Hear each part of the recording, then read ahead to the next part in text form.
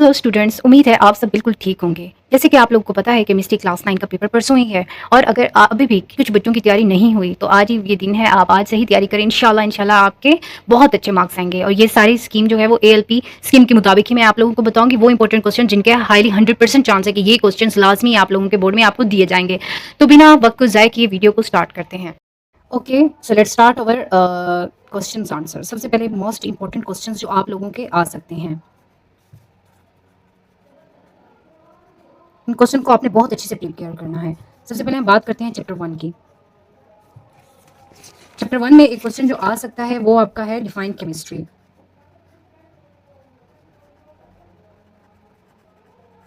इसके बाद ये फर्स्ट क्वेश्चन। दूसरा क्वेश्चन ये आ सकता है किसी भी ब्रांचेस से, किसी भी दो ब्रांचेस का डिफरेंस आप लोगों को दे सकते हैं, like differentiate between biochemistry and physical chemistry, यानी कोई भी डिफरेंस आपको दे सकते हैं। डिफरेंस में फिर आपने सिंपल इनके बस हेडिंग्स बनानी है और डिफरेंस में एक साइड पे आपने बायोकेमिस्ट्री लिखना है और दूसरी तरफ आपने फिजिकल केमिस्ट्री लिखना है और इन दोनों को आपने डिफरेंशिएट करना है। फर्स्ट डिफरेंस तो इनकी डेफिनेशन हो जाएगी, ठीक है, और दूसरा डिफरेंस जो है वो फिर इनकी एग्जाम्पल हो जाएगी। इसके बाद बहुत ज़्यादा इंपॉर्टेंट क्वेश्चन पूछा जाता है इसमें, वो डेफिनेशंस पूछी जाती हैं, लाइक एलिमेंट की डेफिनेशन पूछ लेंगे आपसे, या फिर वो डेफिनेशन पूछ लेंगे सैचुरेटेड सोल्यूशन क्या चीज़ है। तो सैचुरेटेड सोल्यूशन के बारे में आपको बताना होगा कि ये कौन सा सोल्यूशन होता है जो आपको किसी भी सोल्यूट को इजीली डिसॉल्व कर लेता है सॉल्वेंट में। सॉल्वेंट लाइक वाटर सॉल्वेंट होता है, सैचुरेटेड सोल्यूशन पे एक सवाल आ सकता है, और अनसैचुरेटेड का क्वेश्चन आ सकते हैं। इन दोनों का डिफरेंस भी पूछ सकते हैं आप लोगों से। तो ये क्वेश्चन जो है आप लोगों ने बहुत अच्छे से प्रिपेयर कर लेने हैं, ठीक है। एक और सवाल जो इस चैप्टर में पूछा जा सकता है वो इंपॉर्टेंस पूछी जा सकती है, importance of environmental chemistry. Environmental chemistry की क्या इंपॉर्टेंस है, उसमें आपने बहुत छोटा सा इसका जवाब लिख देना है, यानी कि कोई से 2 पॉइंट्स आपने ऐड कर देने हैं। तो आप पहला पॉइंट ऐड कर सकते हो कि इन्वायरमेंटल केमिस्ट्री में हम ह्यूमंस के इफेक्ट देखते हैं ऑन इन्वायरमेंट, के इन्वायरमेंट में ह्यूमन के क्या क्या इफेक्ट हो रहे हैं, ह्यूमन की वजह से इंडस्ट्रीज जो रन हो रही हैं उसमें जो केमिकल्स हो रहे हैं वो इन्वायरमेंट को ख़राब कर रहे हैं। दूसरा ये कि हमने इसमें कॉजेज़ पढ़ने हैं, यानी कि ये इंपॉर्टेंस में आ जाएंगे, इनकी कॉजेज़ इफेक्ट्स और इसके जितने भी सोल्यूशन होंगे वो सारे इसकी इंपॉर्टेंस में आ जाएंगे कि इन्वायरमेंटल केमिस्ट्री पढ़ने क्यों इतना ज़्यादा इंपॉर्टेंट है, ताकि हम इस इफेक्ट्स और इनके कॉजेज़ को अपने इन्वायरमेंट से ख़त्म कर सकें और हमारे पोल्यूशन फ्री इन्वायरमेंट कर सकें। इसमें से फर्स्ट चैप्टर में से सिर्फ एक ही शॉर्ट आप लोगों को दिया जाएगा, तो ये शॉर्ट इन सवालों में से आ सकता है, ठीक है। चैप्टर 2 में से वो 2 शॉर्ट पूछ सकता है, जिसमें सबसे पहला सवाल वो ये पूछ सकता है कि हु डिस्कवर प्रोटॉन, यानी डिस्कवरी ऑफ प्रोटॉन से रिलेटेड एक सवाल पूछेगा। तो सिंपल एक क्वेश्चन होगा और उसका आपने सिंपल सा जवाब देना होगा, यानी ई गोल्डस्टीन आपने साइंटिस्ट का नाम लिखना होगा। दूसरा सवाल वो ये पूछ सकता है, दूसरा सवाल उसका हो सकता है difference between atomic mass and atomic number.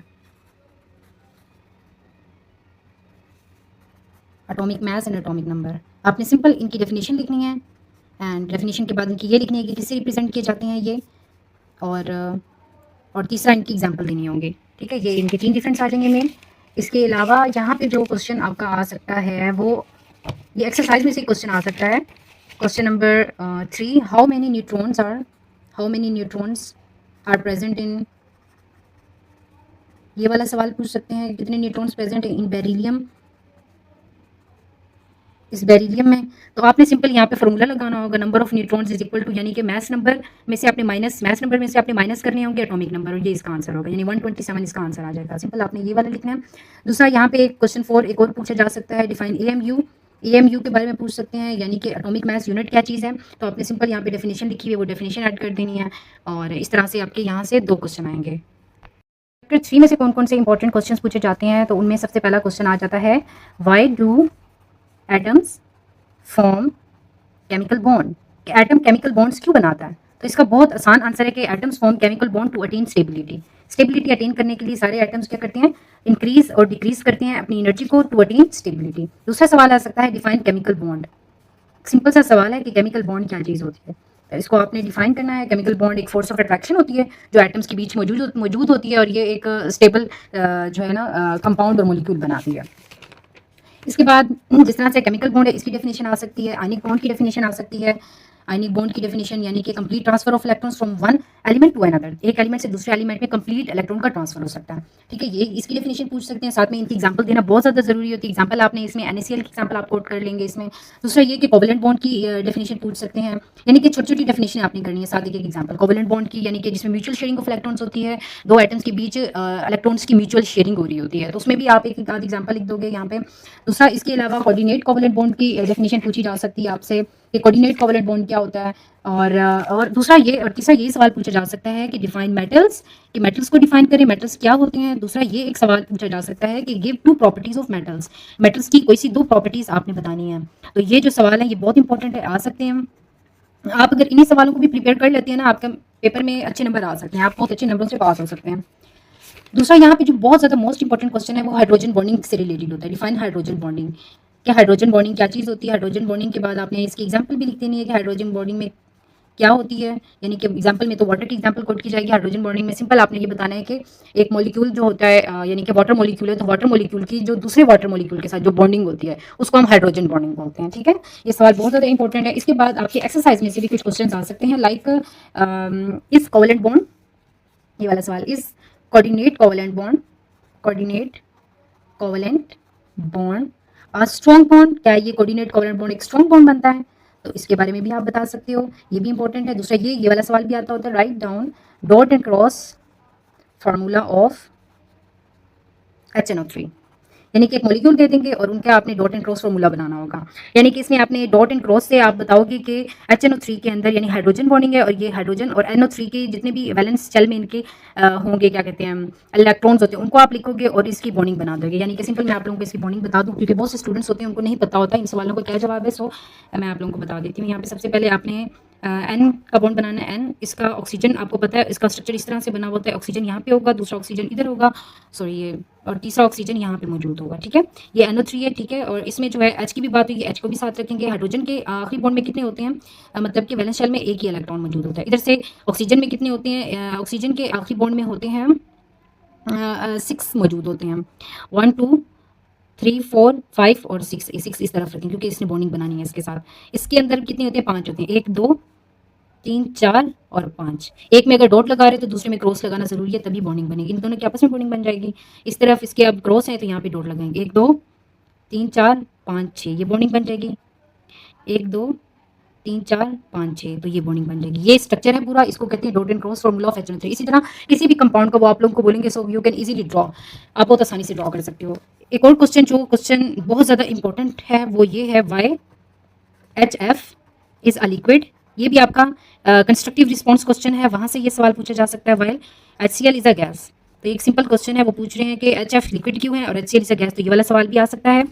एक ये वाला क्वेश्चन आ सकता है, हाउ डू मेटल्स, के मेटल किस तरह से, how do metals conduct heat, तो मेटल हीट किस तरह से कंडक्ट करते हैं, तो बहुत सिंपल इसका आंसर है, metals conduct heat due to the presence of free electrons, free electrons जो इनके अंदर मौजूद होते हैं उसकी वजह से मेटल्स हीट को कंडक्ट करते हैं। चैप्टर नंबर 3 में से ये जितने भी क्वेश्चन आप प्रिपेयर कर लेंगे, इनमें से बहुत ज़्यादा 100% चांस है कि इनमें से क्वेश्चन दिया जाएगा, और ये 2 शॉर्ट क्वेश्चन यहाँ से आपके प्रिपेयर हो जाएंगे।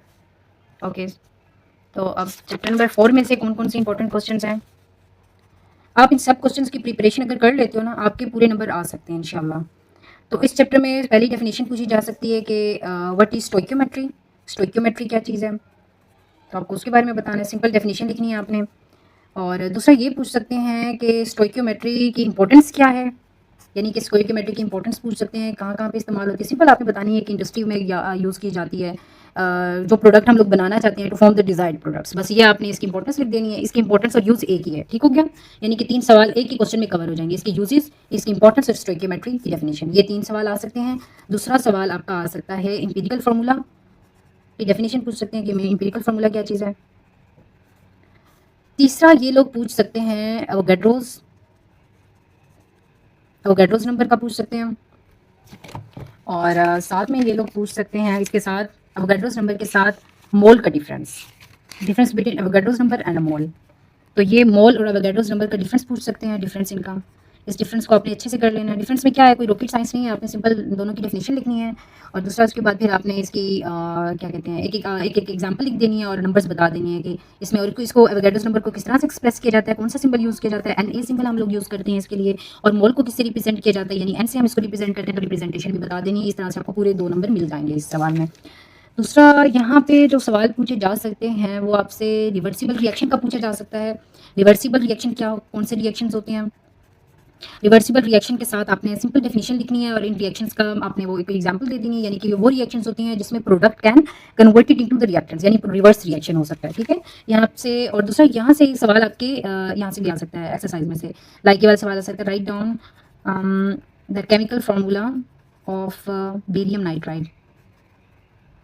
ये सवाल भी बहुत इंपॉर्टेंट है आपके, जो इस दफ़ा मॉडल पेपर बनाए हुए हैं बोर्ड की तरफ से, वो भी इसी सवाल पे बनाया गया है। ये वाला सवाल आ सकता है। दूसरा, कोई भी छोटी सी जो है वो कन्वर्जन पूछ सकते हैं, यानी छोटा सा न्यूमेरिकल पूछ सकते हैं, जिसमें वो पूछेंगे हाउ मेनी मॉलिक्यूल्स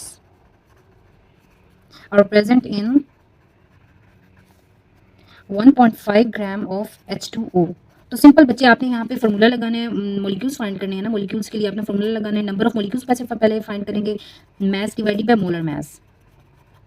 तो मोलर मास आप लोग फाइंड कर लोगे H2O का, जो कि 18 है, और फिर आपने मास लिखना है और मास को डिवाइड कर देना है आपने इसके साथ। और ये जो क्वेश्चन है इसमें उसने पूछा है नंबर ऑफ मॉलिक्यूल्स का पूछा है, तो मॉलिक्यूल्स में आपने सबसे पहले नंबर ऑफ मोल्स फाइंड कर लेनी है। वो इस तरह से फाइंड करेंगे, नंबर ऑफ मोल्स जब फाइंड कर लेंगे उसके बाद आपने इन्हीं नंबर ऑफ मोल्स को, ये जितने भी हैं, ये इसको आपने मल्टीप्लाई कर देना है एवोगाड्रोस नंबर से, जो कि आपको पता है एवोगाड्रोस नंबर की क्या वैल्यू है, 6.02 10 की पावर 23। बस उससे आप मल्टीप्लाई कर देंगे और आपके नंबर ऑफ मॉलिक्यूल्स फाइंड हो जाएगा।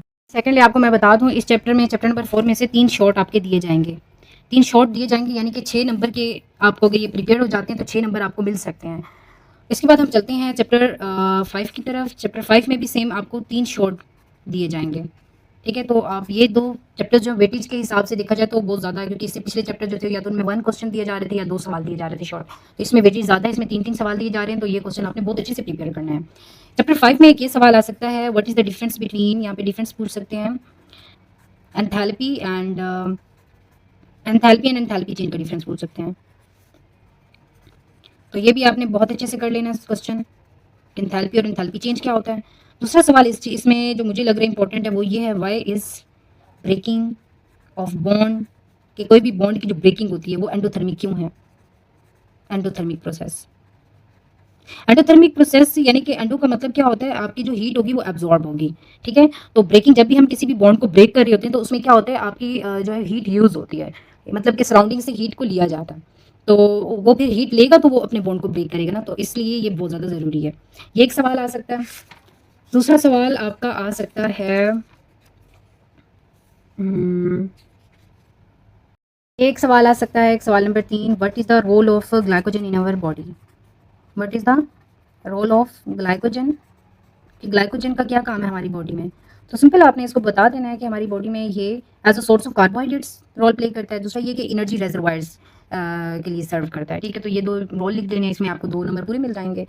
और एक और सवाल जो आ सकता है वो एरोबिक और एनएरोबिक का डिफरेंस आ सकता है, एनएरोबिक और एरोबिक का डिफरेंस।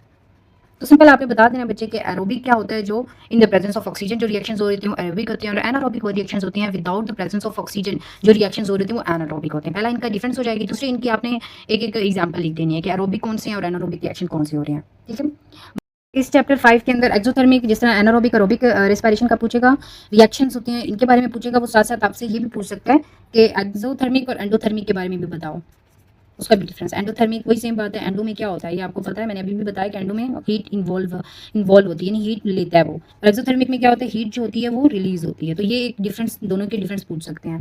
ये डिफरेंस बहुत अच्छे से कर लेने हैं आपने, इस तरह से आपको 3 शॉर्ट जो होंगे आपके कंप्लीट हो जाएंगे अगर ये क्वेश्चन आप कंप्लीट कर लोगे तो। अगर मेरी ये वाली वीडियो अच्छी लगी है तो मेरे चैनल को लाजमी सब्सक्राइब कीजिएगा, और नेक्स्ट पार्ट तो इंशाल्लाह वो मैं सोनी वो भी अपलोड कर दूँगी इंशाल्लाह। Goodbye, take care.